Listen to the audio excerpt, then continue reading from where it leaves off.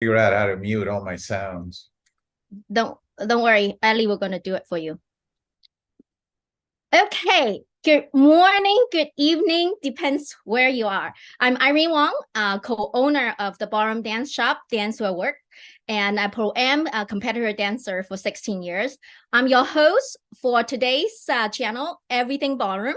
Our goal is to share joys and benefit of ballroom dancing and to inspire more people to learn about this fascinating industry. We hope you'll like what we do, and please give us a thumbs up and subscribe to the channel, Everything Ballroom. Okay, today I'm so excited to have one of what I call legend people to join us the live. Most people in the dance world, competitive dance world, already know him. This gentleman has won 10 consecutive Pro-Am Open Rhythm US National and World Championship title. Okay, it is in a female dominant world, and that is unheard of. And we haven't seen anyone done that. And that's the only one. And not all the male dancers look up to him, and actually female dancers like me too. And I am so lucky to have been actually competing on the dance floor with him and actually won a little once ever in a teeny tiny small regional, and that experience I'm going to share a little bit later. But again, he will beat me again. That's not beat, so won against me against all the time. So that gave me a lot of experience. I would like to share. I learned a lot from that experience as well. So I can't wait and to introduce this gentleman to you. And I believe that he will going to give us a lot of experience and we can learn a lot. I can't wait to introduce today our guest. Woo! Giovanni Fortezza. Welcome. Can we see you now? And can you unmute yourself? Yes. Hello, everyone. Nice to be here. Thank you for having me. Thank you. So, before we start, I would like to maybe ask you to introduce a little bit about yourself and maybe tell us a little fun fact about someone that, we don't know about you. Okay. My name is Giovanni. I was born in Holland and grew up in Italy, came here as a teenager. Well, actually, almost past my teenage years. And I've been in New York ever since. I started ballroom dancing about, let's see, 17, 18 years ago. Wow. And um, and I was just like pretty much everybody else, every other guy at least that walks into a dance studio, one foot stumping and another and another. And that was the extent of the ballroom dancing that I knew. I studied. I was telling you earlier, I studied painting. So I started out as a painter. Realized that I most likely was not going to make any money on it. So I went into. I learned how to use a computer and do other things. So that's obviously how I make. I don't make a living making paintings or dancing. So I actually have a job that allows me to dance, spend time dancing. So cool. So look at the behind the background. That's a painting of yours that you just told me. Yeah, Wonderful. So it's artist, always artist, and a champion, always a champion. I keep talking about that because it's a mindset, right? So you figure out, you start with something and you figure out that's may not making money and not achieve what you want, and you know what you want. And then you change and you adopt and grow for it. So already learning from your little telling who you are. So now it's also, I want to dive in a little bit. You how you get into the ballroom dance world, especially you already mentioned, right? Especially for guy.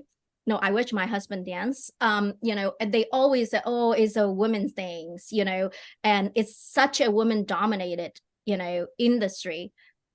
Actually, tell us a little bit how you get in, and to share with the guys. I want people to say, okay, anyone can dance. It sounds like you started with not knowing much and yeah, become 10 consecutive champions. So there yeah. is a journey. Share with us how the beginning of the journey. So I'll tell you there, I started dancing twice. Oh, So in let's see, approximately 2000 or so, I had a girlfriend. I had just divorced, and I met this woman. She really liked the movie Scent of a Woman with Al Pacino doing tango. And she oh, said, "We have to learn Argentine tango. We have to learn Argentine tango." Like, okay. I mean, I didn't know much of anything. I'm like, sure, we'll go learn Argentine tango. So we started taking lessons.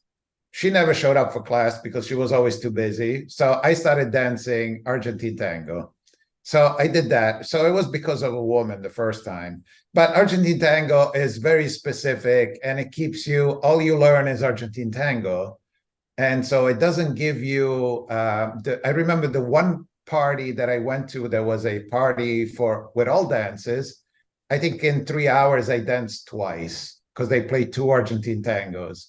And nobody knew what Argentine tango, how to dance it. So I was probably the only one dancing. It kind of reminds you of what the competitions are like now when they do an Argentine tango, there's one couple dancing because in the we ballroom in competition. the Yeah, ballroom yeah. competition, right? Mhm. So anyway, that passed. So I stopped doing Argentine tango, and then I had another girlfriend, a different girlfriend, and this one kept telling me, which is like, oh, let's go out dancing. I'm like, okay, I'm not, not really a great dancer or anything, but I'll go. I was mostly the guy with that holds the beer at the edge of the dance floor, and people would ask me to dance. Like, beer. See, I'm drinking now, so I can. So and that was my excuse not to dance. And so she said, "Oh, you should learn to dance swing."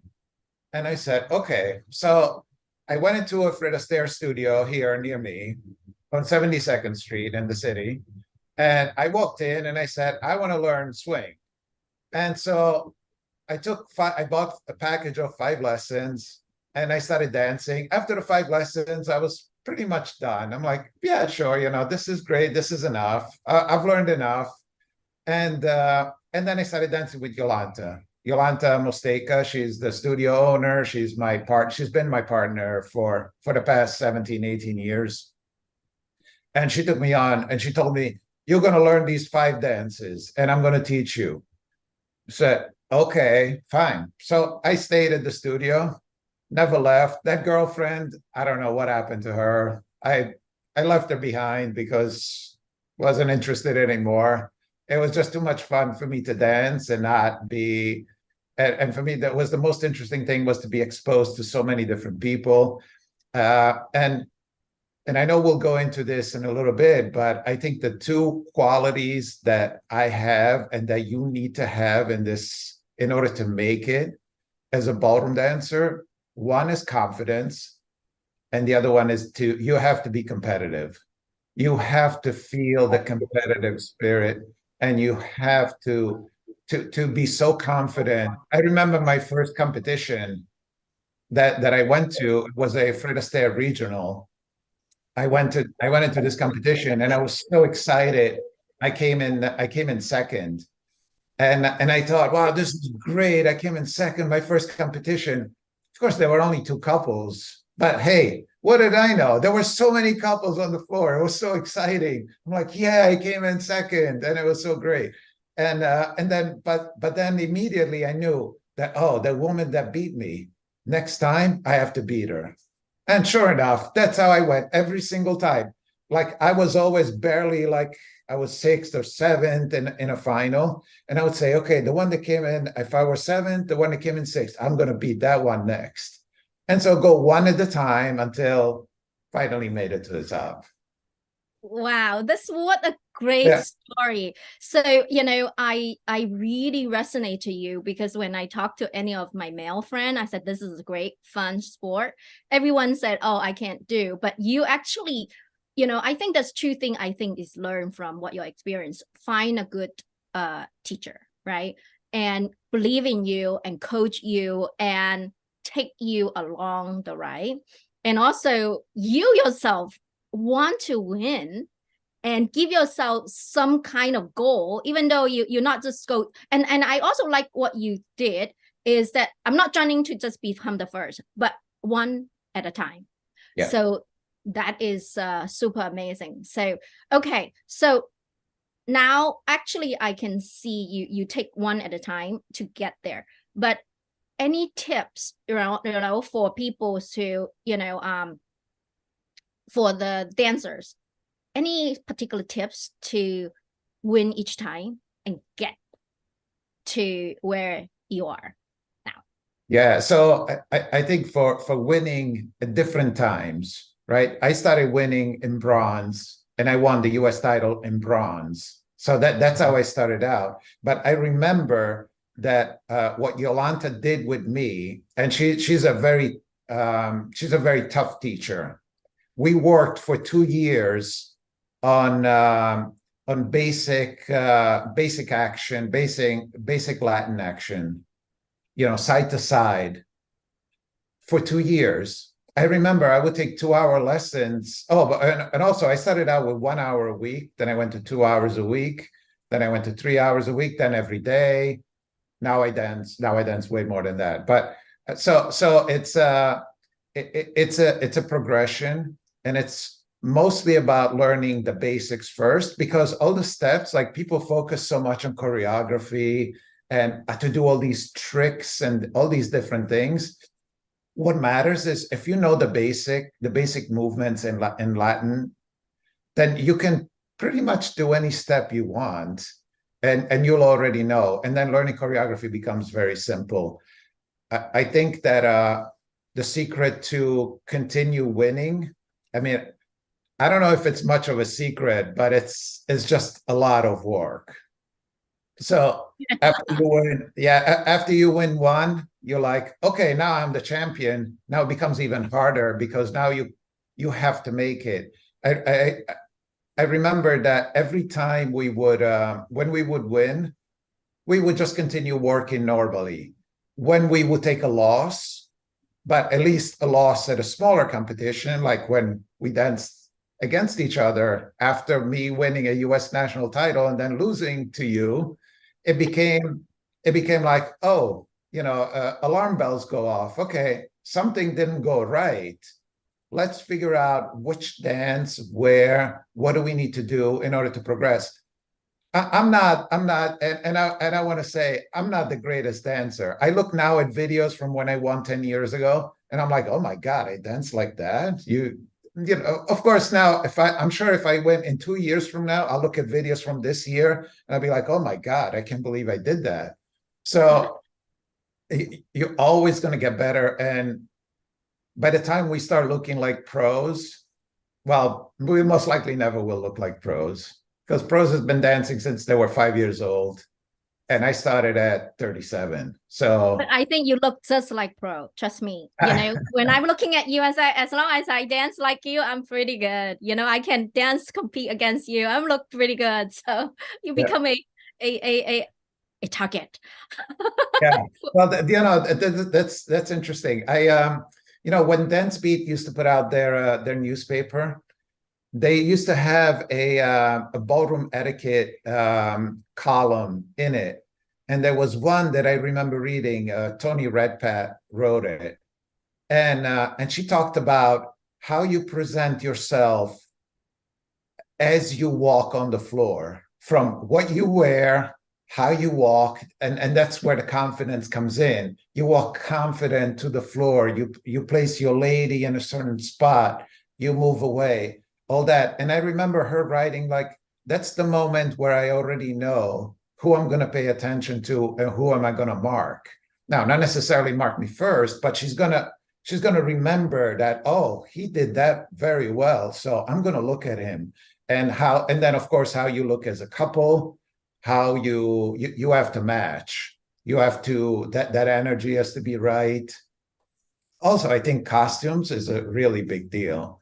Now, Yolanda's costumes are, everybody comes over and compliments her, and mine are very simple. If I even dare having a stone, any type of stone on my shirt, Yolanda will stop dancing with me. She will just like, no, I'm not dancing with a guy in a dress. So these are the comments that I get from her. So mine has to be very simple, very classy, and she's just the same. So these are Right. things that, but at the end of the day, it's just hard work every single day. Yeah, I think that's why I'm losing is because I didn't have the hard work. So I haven't back put in the hard work. So I know. And then because this is a choice, right? So I was like, I don't need to be the number one, too much hard work. I just need to be the top six. So relatively I didn't put in as much. So that is a very, very important part. Like what you said. And then basic, that's what I heard. Focus on the basic and learn and be classy. Actually, I would say who you are in the style. But you and Yolanda is really a classic style. Maintain a style that you are comfortable at. Also sounds like a important part. For me, I'm like fun, so I want to be different style whenever I dance differently. So that is a different goal in what we are doing. So that's great. So another thing that that's the questions I want to ask you.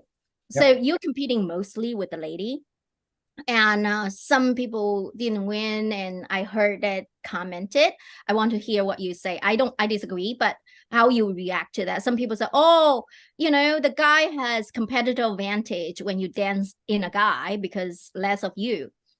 So you can win. So how do you counter that kind of Well, yeah. it's interesting. Can you point these ladies out to me? Because No. when, like, can you just, I mean, think about it. Like, I have a daughter, and when she was, I think, 4 years old, I brought her to ballet, and she learned ballet. Now, she's not a dancer, right? But she learned enough ballet to, when I bring her to the studio, to the dance studio, and she wants to do a showcase that we do. We hold an event in the summer showcase that we do.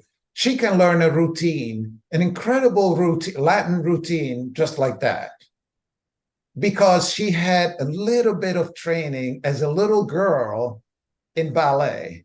Now, trust me, I have zero training in anything. So the fact that I do what I do, it kind of surprises me as well, because I have absolutely no training. So what I hear from guys is that from pros is that when they dance with their ladies, they just move them and put them wherever because they're big, they're strong, they know what to do. They can put their ladies into place, move them there, they do their thing, and then they move on to the next place. I cannot do that. I don't. I mean, now of course I lead Yolanta, but for the first few years, like, I mean, seriously, I'm gonna lead. I mean, she's like a turbo car, like, and I'm trying to like hold on for dear life in a bicycle running after her. So it's like I don't believe that's true at all. I think guys have a much harder, much more work to do because we're compared to pros, to the male pros, and I mean, it's tough to look like that. And the other thing is when it comes to a competition, often we're dismissed because our numbers are either red or yellow or different. So when they look at you, it's like, oh, that's a guy. Yeah. Okay, let's mark the girls. It's like, yeah, guy 6. And I'm just like, seriously. So anyway, that takes a lot of doing. And then that's not, of course, I mean, Yeah, that's not like that I'm totally anymore. agree with you. Yeah. Right. Yeah, because I trying to learn guy steps because I'm tired of nobody dance with me. So I trying to learn guy step and trying to lead the girl. It's so much harder. At least for me, I'm still, counting on my teacher on the music, and they can count and they can lead me with the music. I can follow him or IQing. But as a guy, you really can't do it. You are leading, and you also need to know what to lead, not only dance your own step. So I really, for me, I think being a guy is so much more difficult, and maybe that is why less guy to be able to dance, because they need to lead, they need to learn the beat. Is so much more Yeah. to learn. So to me, I am totally 100% opposite to some Yeah, of yeah. them. Once I remember taking when I was doing Argentine tango, I took a group class with a master coach that came from Argentina, and he came in, and some of the women were complaining because the guys were not following exactly what the coach was telling us guys to do, and he got annoyed. He said, "Look, ladies, it takes a woman 3 months to learn Argentine tango. It takes a man 3 years. They have to learn to listen to music, do their steps, and make you do your steps. So ease up on the guys because they have a lot to do. Now, when it comes to ballroom, I find that on top of that, we also have to manage the space around us. So Right. and we have to protect our ladies, which Right. is which when a pro does that, they kind of know they kind of pretty good at it and they can protect their ladies. And even if you're running into conflict, they can just stand there and hold their position and they still look good. While a guy be like, and Yeah, then it's so do hard. their thing. It's hard and it's something that you have to learn to do. Yeah, so I agree. So no question in my mind, it's so much harder to being a guy. So now it's, like what you said, 3 months for girls to be able to dance, but 3 years for a guy to be able to dance, right? As an example, Yeah. that's maybe one of the reasons why there's a less guy than girls. And we need more guys in this dance world. What will you say to them? Yeah. Motivate them. I need more guys coming in this industry. What do you say to them? Yeah, I think guys don't have enough drive, and they may not do it for the right reasons or coming into this. What I do know is that what I do at least is when guys come in and I see guys dancing, I go to them, I compliment them, I tell them that they look much better than the last time I saw them. And then they tell me, oh yeah, we've been studying your videos on YouTube. And I'm like, oh my God, I hope you're looking at the most recent ones and not the ones from not the old ones. But it doesn't matter when they're really the guys that are interested in doing this are sticking around, and there's already a lot more guys. In the last Ohio, the what was it, 3 weeks ago, 2 weeks ago, there were definitely a lot more guys that I've seen in past competitions. So I think guys are starting to come to ballroom dancing. It's taken a lot longer because I think it's tougher. I think also, and I don't know. I mean, I don't know their circumstances, but I know that there's a lot of ladies that can do this because they're, I don't know, either independently wealthy. I mean, I don't know what their circumstances are, or they have husbands that work and make money, and the husbands are like, yeah, yeah, go out of the house, get out, leave me alone, and they go do it. While the guys, I don't know if it's a financial issue. I mean, I'm not really sure. But I managed to do it because Yolanta and I dance at 6:30 in the morning. So we Right. dance for 2 hours and then I go to work.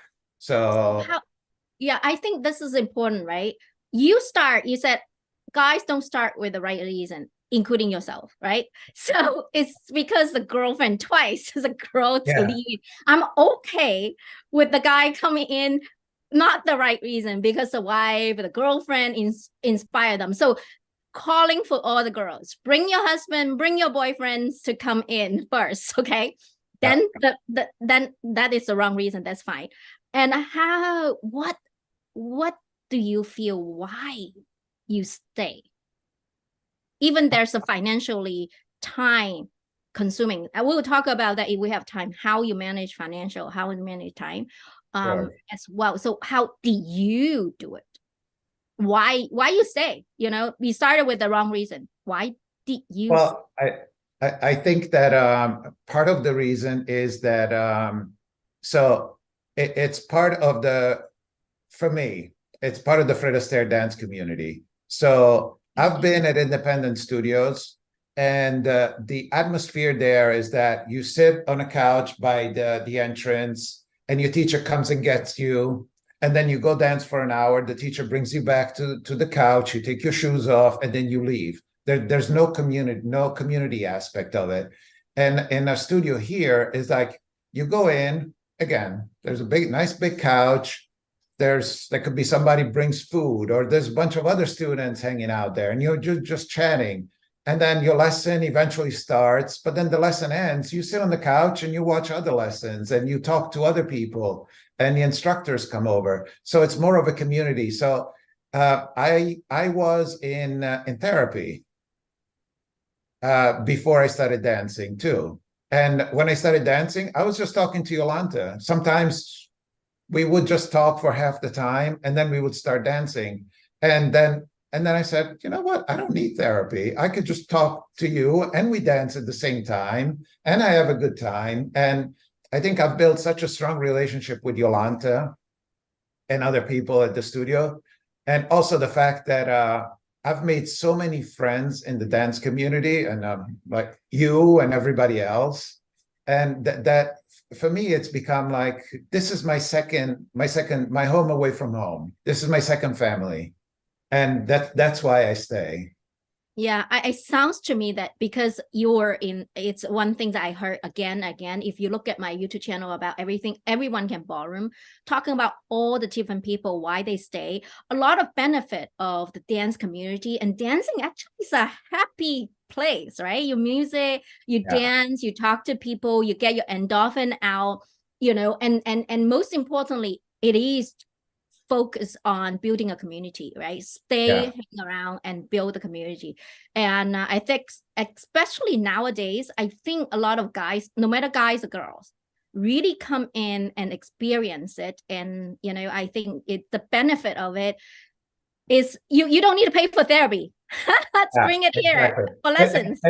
And Irene, the other thing I wanted to mention, I forgot, is when I started dancing, I weighed 195 pounds. And Yolanta used to make fun of me because I had no neck. This was like one piece. I can't believe that you weighed 195 pounds. I was a 35-inch waist. So now 35 still, but not like you. Now I'm a 31-inch waist, and I weigh 163. Right. Very. So it's a big difference. And then when you lose the weight, I mean, and this goes for guys and girls. I mean, we're all the same. We all have to get fit. If we want to do this, we have to be fit, because we're going to start, big and all, but then eventually we get to a certain point where we start losing the weight. We start feeling better about ourselves. We start going to the gym to make it look even better, and then on and on. One thing comes with another, and so on, and then we get to the point where, like, oh my God, at 55. My body looks better than when I was 25. It's like I have muscles everywhere, like I could see them. And so I think it's good for the head, for your brain. It's good for your mental state, like you were saying, all those things. But it's everything. It's your physically, and your well-being is improved.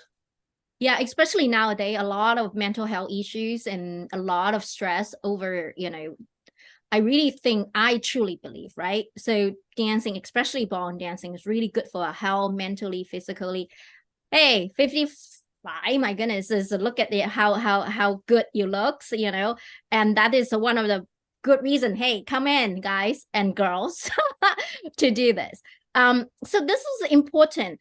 You mentioned that we very competitive, right? I am as well, not as much as you, but I've just, set a different goal. And winning and losing is a big part of dance community, and then dancing, and it's impacting a lot of psychologically and how we handle winning and lose. I mentioned that, because you are become the target, actually it's not target, the goal, right?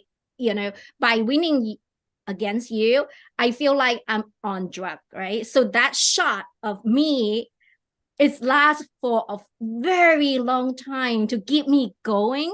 So I encourage people to set some goal, to win again above you, not not going crazy, but this is important to give us some reinforcement, like what you said.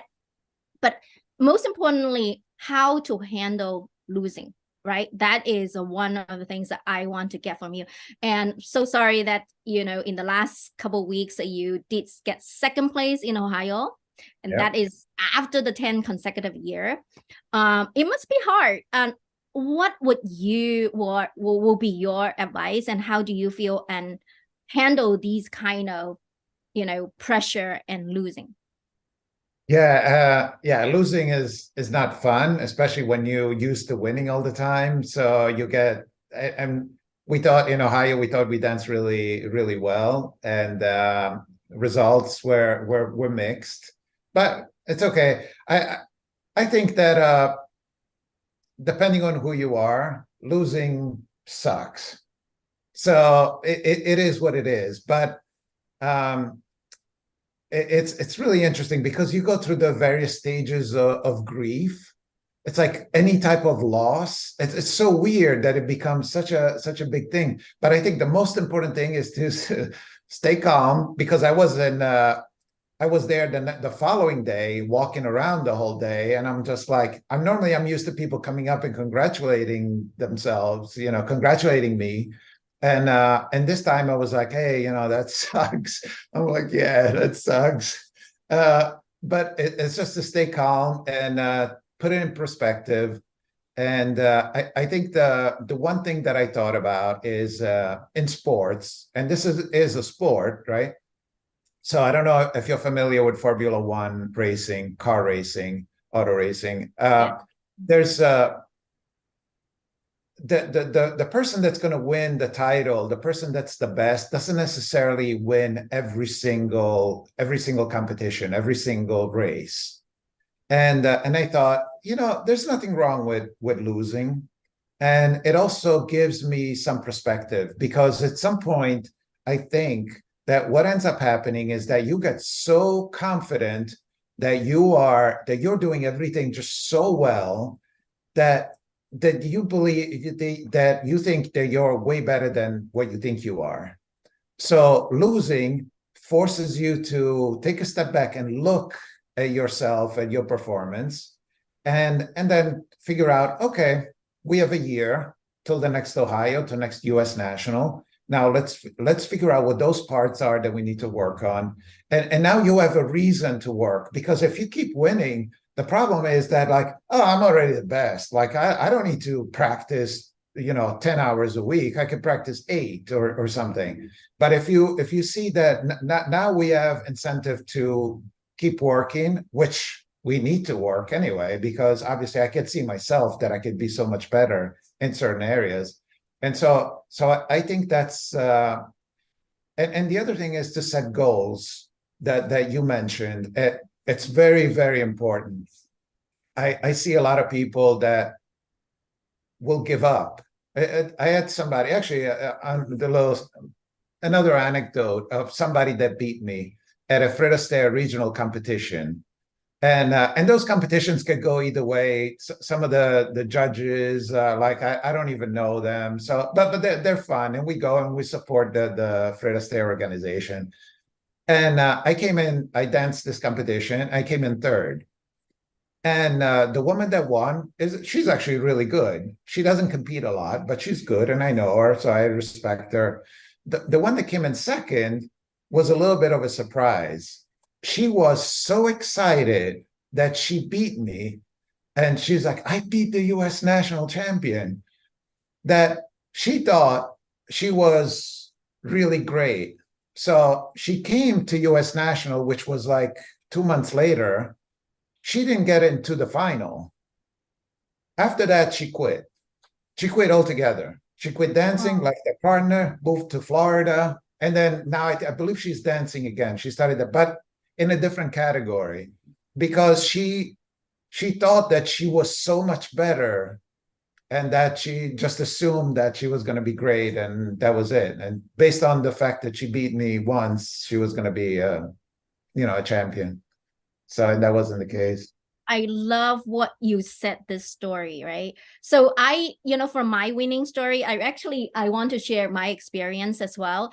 It's because I in a very small comp, because probably you just won and you didn't pay attention. And I found that, when I have no expectation to stand my best, because I for that time I won, because I think I will never be able to win against you. No. And then I just having fun. It's in my territory, right? It's right in the Stanford, my friends, Yeah. my friend group. I just stand the best, no pressure. I enjoy my audience. I just do it with joy. Yeah. I think Right. that's why I won that little one. And afterward, why I lose, because I felt I have a chance to win. And Yeah. that kind of pressure comes in. And actually, you get better. Of course, you're practicing, and I'm just doing the same thing.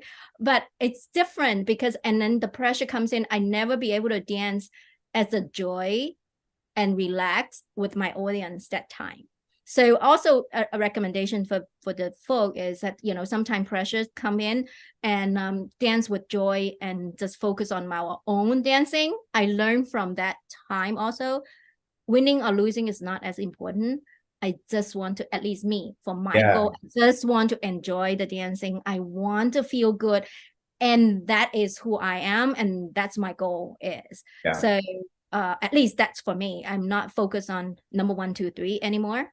I focus on dancing with my heart and having fun. Yeah. No, and that's very true. In US Nationals this year, it was probably well, I can't say my biggest win, but it was the most satisfying win because I won 10 years in a row in B age category. Then I lost 1 year to Nickel, and then I moved category to C because I should be dancing C. I should have been dancing C 5 years ago, but I now I'm dancing C. So this was my first year in C where I was not the champion. So Yolanta and I went to Orlando completely like carefree. And she's like, well, but we should be nervous. Why aren't you nervous about it? I'm like, I'm not the champion. I don't have to defend the title. I don't have to, I'm just going to dance. And that's exactly what you were mentioning. It definitely changes you. If you're not the current champion, you are able to dance differently because you got nothing to lose. You're going to dance, you're going to have a good time, and that's going to help you. Now, of course, on my part, from being a champion, from winning winning US National, then competing in Ohio against the same exact people, now I was in a different frame of mind because now I am the champion again. Now I have to defend the title, and that didn't go well with me. Number Right. of reasons, but it just didn't go well. But I'm sure with your attitude, I'm talking about the champion attitude, you will be there, right? Because you set goal, you work on it. Even though you're not winning first or second, to me, you're a champion. Just for that attitude. Really is. So I hope more audience listen to this interview and see, don't give up. Nobody become champion winning once or twice. It takes a lot of hard work, and it takes a long to do it. So I am so grateful for that. So I will, because we are running out of time, I will let the audience, open up for the audience as well. I took so much out of this interview, and I'm truly believe, champions always champions. That is no question. Is the mindset, right? So audience, you can raise your hand and open the mic. Diane, you want to ask question? You unmute yourself. Hi, can you hear me? Yes, we can hear you and see you. Yeah. Okay, so I know that Irene knows, but this is the first time I've actually watched live. And I watched live because it's you, because I've appreciated you since I started. So when I started dancing, I looked at the people that were winning and the people in the competition, and I noticed your form, and I noticed how hard you worked. And it was interesting, like you said, that you had to look like the other pros. And at first, and sometimes, it's hard to tell that you're not a pro. Okay, the number tells people, but when you look at the couple, a lot of the people that come with me to watch me and says, well, how does he win? I'm like, well, he's the amateur, so it takes that, and that's a credit to you. Yolanda's wonderful, but it's a credit to you that you look like a pro. So congratulations to that. I do agree with what you said about people placing people in certain moves, and they can't do that to you. I never let my teacher do that to me because I see that as well, and I see that as a handicap when the teacher places the person in the place, and you don't do that. So that's again a credit for being a gentleman in that area. But my question, we both moved into C. We had talked about it at the competition, and we said, well, it's time to move up level because we've danced. I think even Irene, you won in B as well. And so we all kind of moved up to C.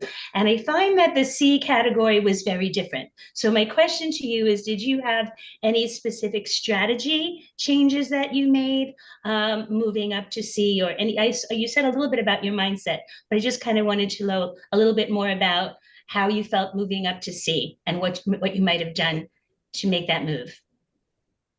Yeah, so the first thing I observed about C, that it's a lot more competitive. Yes. So it seems that and at first I thought, well, yeah, but the women are getting older, they should be getting slower, and that was my first thought. But then I realized that, well, guess what, they've been working for so long, and so just because they're older, it doesn't mean that they got any slower. They actually got way better. And so now I'm dealing with an entirely different different set of people, of women to go against. In terms of specific strategies, and the other thing I realized is that while in B we had a certain understanding of like competitors were very respectful of one another, and and we would try to stay away, give each other plenty of room, and I hope that I contributed to that mindset, because I've always been like very very careful. Oh, if I hit you, immediately come to apologize, and just to make sure you're okay. In C, I noticed that some of the pros, the instructors, the male instructors, are a lot more aggressive. Yes. So it's something that I wasn't really accustomed to. So, and I don't have that aggressive part in me. So it's a little bit difficult for me to be aggressive. I mean, I could dance strong, but I'm not aggressive. So if an aggressive instructor is dancing next to me, I'm going to be a little bit taken aback because I don't know how to react to that, because I'm not a pro. While pros know how to handle that without a problem. So, but in terms of specific strategies on how to handle it, I think I'm starting to work with different people now in terms of coaches, and to try to figure out, how do I make that next step so I can look more like some of these instructors that are really powerful, look really powerful on the floor. They look like giants. Even they may be short, but they look like so big on the floor, while I look like dancing as a single unit, skinny unit on the floor, and they're so big, and they're no bigger than me. I mean, I should be way bigger than them. And so those are the things that I'm focusing on. So a slightly different type of energy. I mean, Yolanta is Yolanta, so she's going to dance. I mean, obviously she will improve too somewhat, but yeah, I do get compliments on my student all the time, and she laughs, and she used to get upset about it, but now she doesn't get upset anymore, so she's fine. Yeah, but I like what you said is the energy. How big is the energy? So that is very important. Yeah. Yeah. My teacher had said, and we agree with you with the aggressiveness on the floor, because it bothered me too, the switch. So I will tell you that. He said wingspan, always maintain your wingspan and your position. Like if you go to the beach and you have to take up a certain amount of space, so you can keep your space. Like you said, you do for your lady, you protect her. But in this level, there's more people on the floor and they are more aggressive. So I agree with you on that. I did have a follow-up question. I just wanted to ask. But that, Diane, I wanted to say, but it's hard. I mean, it's easy to say, oh, maintain your wingspan. That's what Yolanta tells me. It's like, oh, stand your ground. And I'm like, yeah, but he's coming at me. Like, how do I keep my ground? Like, it's like, I mean, yes, it should be easy to do, but it's not. Yeah. You mentioned how many lessons you take, but do you practice on your own? And how much would you say you practice? So I take 2 lessons a day. Every morning we dance for 2 hours, and I do not practice on my own at all. Yeah, I don't. Okay. You have been doing it for a lot of years, so you have a lot of time in. Yeah, I do have time in. I try to go to the gym twice a week to do classes. I go to, and I guess I don't know if I could do a plug for a gym here, but I go to Orange Theory. And I know there's Barry's, there's other places like that where you do a 1 hour and you do it in a class format, and you do aerobic and you do weights. And for me, that works very well because I cannot go to the gym and do things on my own because I'll end up doing the same exercises all over and over. So this really helps me, and it helps my dancing. If I'm feeling that my legs I cannot hold pressure on the floor in a particular way, that means I haven't been at the gym enough that week, and I'll go back to the gym and I'll get that strength back in my legs. And I feel that it's really working well together. But again, that's the type of workout that works for me. Everybody's got their own thing and their different thing to do, so it works for them. My last question is, how do you choose which comps you go to? So okay, this is kind of so part of it is political. Yeah. So when we first started, and I don't know if you know him, Philip Widlansky was competing with Yolanta at the same time. He was an older gentleman. He was winning the C category, and I was winning the B category. We were dancing together, and what we decided to do one year is to go to as many competitions as we could so people would know who we were. So the judges at every competition and the organizers would be like, oh yeah, okay, those are the Yolanta and her 2 guys are coming. Okay, great. So we go from competition to competition. And we did that so people knew who we were.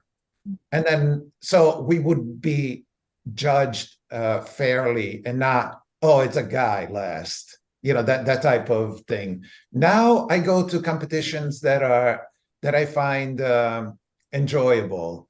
Like I'll go to, from the beginning of the year, I'll probably go to Nashville. I'll go to Wisconsin. I'll go to Atlanta. We don't do a lot of West Coast competitions because we used to do Emerald all the time and Holiday, but the problem is that they dance not late at night, but they dance at 10 o'clock at night or 11 o'clock at night.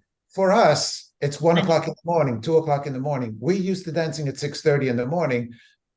It's just really difficult for us to do. And also, the older you get, I'm finding that it gets getting a little bit harder to do that. So we do a lot of East Coast competitions, middle of the country, and also we choose, and sometimes we choose competitions that are, let's call them more like with an extra day of vacation. Yeah. Like we've been to People's Choice in Arizona, where Forest Ventus competition, and we go there and we stay an extra day and we go on the lazy river and we hang out there in the pool. It's like that type of thing. So we do competitions for different reasons. The ones that I never miss are Wisconsin, Capital, U.S. Nationals, Ohio, and then we do a bunch of other. But I think those are the four that we never miss, that we've been doing for, I would say 15 years. Thank you. Yeah. Thank you so much. But we have one more questions I will ask. You do so much, and then it's expensive, right? So to a lot of people, that is a lot of money and effort to put into it. So one of my friend, talking about, she does as a one lesson, she do 1 to 2 to practice herself, and then you actually use, let your teachers to practice. You never practice yourself, which is me. I never really practice myself because I don't know how to, and I didn't do it. So it's similar to you. So how do you recommend people how do you handle this? Yeah, okay. I will tell you that. One comment on the practicing on your own, something that I found from the beginning, I was into practicing on my own. And then Yolanta saw me practice one time. She's like, "You're doing that wrong. And you're creating bad muscle memory. So you have to be careful what you practice. If you're going to practice on your own, it's okay. I mean, some people are perfectly fine doing that, but you just make sure that you're doing the right thing, run it by your teacher, make sure you're practicing the right thing, and do small things, mostly basics, and not things that will give you the wrong muscle memory, because that won't work for you." But going back to your financial question, I don't, I get migraines, so I can't drink. So I don't spend money going out to bars. I don't go to dinners out. I eat at home. I cook myself, or if I'm invited to somebody's house, we cook together, we eat. So I don't spend any money there. My daughter is done with college. Well, she's finishing up, but so the money there has already been spent and gone. And I've been lucky with decent jobs that allow me to pay for all this. So yes, it's an expensive sport. So it's definitely, and I can hear what you say and say prioritize. You put it as a prioritization, and then you can, give up something that you don't think is important. To put in this is to you is important, which give you health, mental, community is a second family, right? Because I see things a family, I'll put a lot into family. This will become your second family besides your own family. So that's why you put it in. So I think this is important for people to think that way and say, okay, if you build this with a priority, so I would say I will dance until I drop dead, right? So if I, because we love it so much, it takes time to love something, right? I encourage people and say, start small. Like what you say, you start with one lesson, start with small family, and then build it up when you need it to, right? It's not like you jump to a conclusion, you're going to spend so much money. So I, understanding now you're doing that because that's your priority and you can handle it. But for people to start it, I would suggest that like what you started, start with one step at a time, winning one step. So I'm so grateful for you. Thank you so much. Anything else you want to add to the audience? I just wanted to add one last thing, that there are times when you dance where you feel like you're hitting a wall that you cannot do anymore. That's probably the best time for you to dance, because it just means that you're ready for that next level. And even though you're about ready to quit because you're like, yeah, I just cannot do this. This is just not working for me. It just means that you're there. You're ready to go to the next level. And I think that's important. That's when many people kind of feel like pull back and want to quit instead of actually pushing a little bit harder, because they're in the right place. They're exactly where they should be at that point. So I think it's important not to give up, because you're going to have tough times. I have them all the time. Wow. It give me goosebumps when you say that. Yeah. That's a profound. So I can't say any better than you do because I didn't have, be able to say that. I think that give me goosebumps for us to keep moving. And, sometimes I felt the same way. So this is really, really good motivations. And thank you Great. very, very much for your time. Great, thank you. And, hopefully you like what we see. And we're going to continue to interview more people and send us, who you want to be interviewed, what kind of topic you learn, and join us and give us thumbs up for everything Ballroom. Hope you enjoy and have a wonderful life. Thank you so much. Goodbye.